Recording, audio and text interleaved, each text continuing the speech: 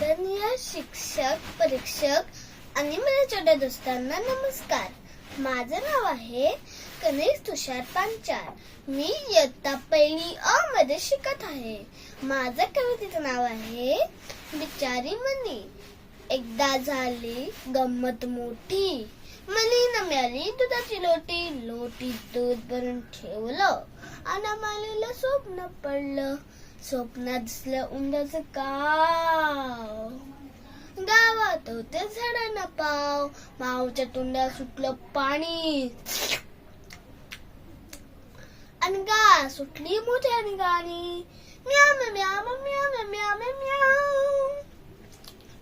फेर धरून नाचू लागली, दुधाची लोटी खाली सांडली. उंदीर आले स्वप्नात, दूध आलं उशाशी. बिचारी मनी झोपली उपाशी. Thank you.